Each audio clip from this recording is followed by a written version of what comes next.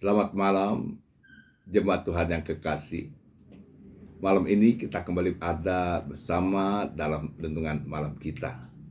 Satu kebenaran firman Tuhan yang boleh mengingatkan kita selalu untuk mewaspadai hari-hari kita.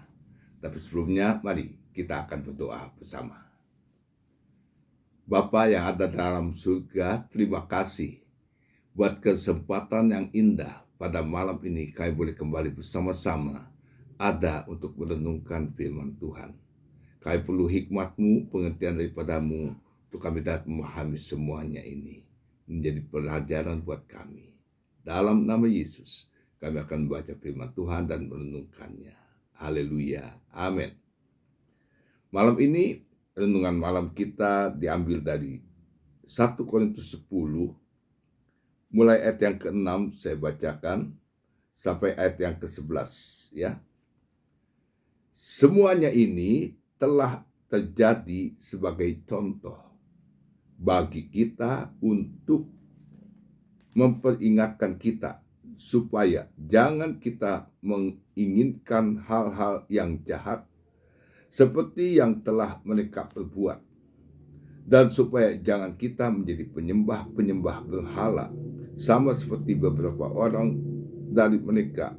Seperti ada tertulis, maka duduklah bangsa itu untuk makan dan minum, kemudian bangunlah mereka dan bersukaria. Janganlah kita melakukan percabulan seperti yang dilakukan oleh beberapa orang dari mereka, sehingga pada satu hari telah tewas 23.000 orang. Dan janganlah kita mencobai Tuhan, seperti yang dilakukan oleh beberapa orang dan dari mereka, sehingga mereka mati dipagut ulang. Dan janganlah bersungut-sungut seperti yang dilakukan oleh beberapa orang dari mereka, sehingga mereka dibinasakan oleh malaikat maut. Semuanya ini telah menimpa mereka sebagai contoh dan dituliskan untuk menjadi peringatan buat kita yang hidup pada waktu di mana zaman akhir telah tiba. Puji Tuhan. Hal-hal yang selalu diingatkan kepada kita dan yang kita syukuri adalah semuanya ini dituliskan dalam Alkitab kita. Alkitab kita menuliskan banyak hal. Tuhan tidak hanya menuliskan hal-hal yang baik dan indah, tapi Dia tuliskan juga hal-hal yang bisa membawa kita untuk berhati-hati. Kalau itu dituliskan, semuanya ini dituliskan. Dalam ayat 11 dikatakan semuanya itu telah menimpa mereka dan contoh untuk dituliskan menjadi peringatan bagi kita. Jadi semuanya ini memang dituliskan untuk menjadi peringatan bagi kita. Apa saja yang dituliskan untuk menjadi peringatan kita?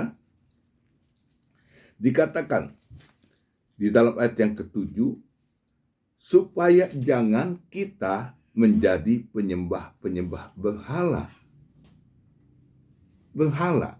Mungkin kita berkata tidak, kita tidak menyembah berhala. Berhala adalah sesuatu yang melebihi daripada Tuhan. Sesuatu yang kita inginkan, yang melebihi daripada keinginan kita kepada Tuhan. Ini yang harus kita waspadai hari-hari ini. Tanpa kita sadari keinginan kita sudah banyak jauh. Bukan lagi mencintai Yesus lebih dari semua. Tapi seringkali kita sudah dibawa kepada hal-hal yang lain. Itulah salah satu bentuk penyembahan berhala, yaitu merindukan sesuatu yang lain melebihi daripada kita merindukan Yesus, Tuhan kita. Ini bisa terjadi baik secara sadar ataupun tidak. Karena itulah yang dikatakan, Dia mengacaukan pikiran kita sehingga kita dianggap tidak apa-apa kalau kita menginginkan sesuatu lebih daripada kita menginginkan Yesus. Dan inilah yang harus kita waspadai. Tuhan tolong. Karena itu kalau datang tiba-tiba dalam pikiran kita atau dalam benak kita hal-hal yang membuat kita diselewengkan daripada kasih kita pada Tuhan, mari kita ingat bahwa ini semua sudah dituliskan buat kita. Lalu di sini diingatkan juga, jangan kita melakukan percabulan. Pencabulan bukan saja dilakukan secara fisik, tapi pencabulan lewat pikiran. Ini yang banyak sering terjadi. Pikiran kita dibuat sedemikian, memikirkan hal-hal yang lain. Karena itu Tuhan Yesus katakan, kalau kita melihat seorang, lalu kita bangkit, hawa nafsu kita, itu merupakan juga satu bentuk pencabulan yang memang mungkin enggak, saya tidak melakukannya. Tapi itulah dalam pikiran kita. Jadi Tuhan tolong. Karena itu firman Tuhan katakan, jaga kasih sejahtera Allah menguasai hati dan pikiran kita. Supaya kita boleh terluput daripada memikirkan hal-hal yang buruk, yang jahat. Tuhan tolong, saya katakan Tuhan tolong, karena memang inilah keadaan-keadaan yang memang disodorkan pada kita. Ya, dan ini diingatkan dan dituliskan bagi kita. Menjadi peringatan supaya kita jangan seperti itu lagi. Lalu yang ketiga dikatakan, janganlah kita mencobai Tuhan. Seperti yang dilakukan oleh beberapa orang dari mereka. Sehingga mereka mati dipakut ular. Hukuman Allah pada waktu itu, kalau mereka mencobai Tuhan adalah langsung Tuhan kirimkan hukuman. Tapi kepada kita mungkin kita anggap, nggak apa-apa nih. Karena tidak langsung. Kalau dulu mereka langsung ada ular-ular yang memakut mereka. Sehingga membuat mereka jadi takut. Tapi hari ini seolah kita anggap, Tuhan nggak lihat. Tuhan tidak mendengar. Sehingga kita seolah diizinkan, seolah-olah ya, bukannya Tuhan izinkan. Karena itu Yakobus katakan, kita dicobai oleh keinginan kita sendiri. Nah ini yang harus kita waspadai. Dan ini memang dituliskan dalam Alkitab kita. Karena memang itu adalah satu kenyataan yang bisa mendatangi kita sebagai manusia-manusia yang hidup dari zaman. Untuk apa? Untuk menjatuhkan kita. Untuk membawa kita tidak masuk dalam apa yang Tuhan inginkan. Karena kita tahu Tuhan ingin kita semua ada bersama dengan Dia di tempat yang sudah Dia sediakan. Jadi inilah yang kita harus waspadai hari-hari ini. Supaya jangan kita mencobai Tuhan. Tuhan tolong.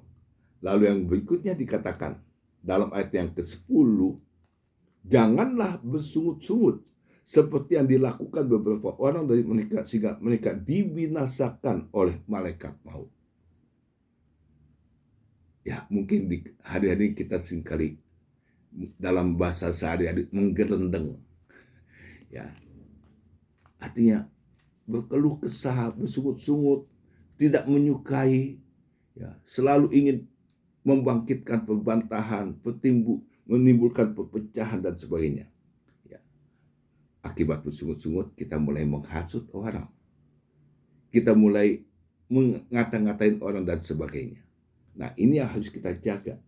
Karena itu, kalau hari ini kita masih bersyukur, hukuman itu tidak langsung bagi kita. Karena memang hari ini adalah hari-hari kemuliaan Allah. Untuk apa? Untuk kita bisa menyadari keberadaan kita. Karena memang ini adalah akhir zaman.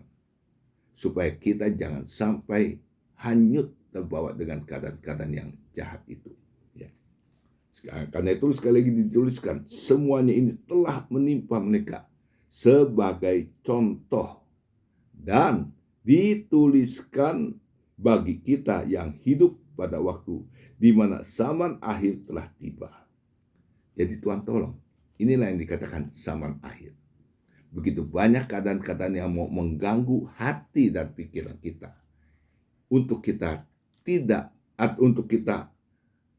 jangan sampai terbawa oleh keadaan-keadaan yang membawa kita pada hukuman Allah. Jadi Tuhan tolong kita. Hari-hari ini dikatakan waspadalah. Kita harus waspada menjalani hari-hari kita. Terlebih iman kita jangan sampai tergoyahkan. Tuhan berkati kita supaya kita semua menjadi kuat di dalam Tuhan. Kuat di dalam kuasanya. Seperti yang dituliskan dalam Efesus pasal 6. Suratan Efesus pasal 6 yang kita sudah mengerti bahwa inilah firman Tuhan yang diberikan pada kita. Efesus pasal yang ke-6 ayat yang pertama dituliskan demikian.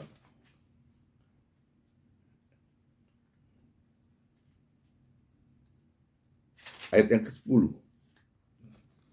Efesus 6 ayat yang ke-10 dikatakan, akhirnya hendaklah kamu kuat di dalam Tuhan, di dalam kekuatan kuasanya. Jadi kita harus menjadi orang yang kuat dalam kekuatan kuasa Tuhan.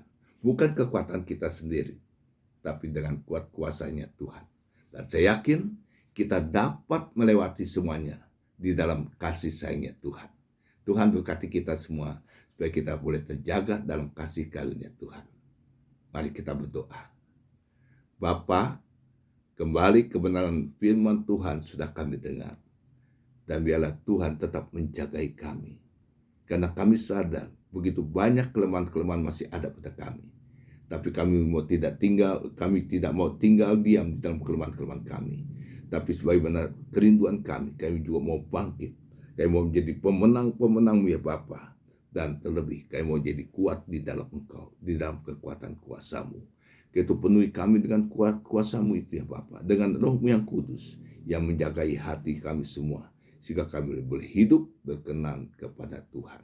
Terima kasih buat malam ini, berkat-Mu atas kami semua, berkat-Mu atas umat Tuhan, perlindungan-Mu yang ajaib buat kami semua, sehingga malam ini kembali kami dapat beristirahat dengan baik, menenangkan hati dan pikiran kami, untuk dipenuhi lagi dengan kekuatan kuasa-Mu. Dalam nama Yesus, kami mengucap syukur. Haleluya. Amin. Tuhan berkati kita semua. Selamat malam.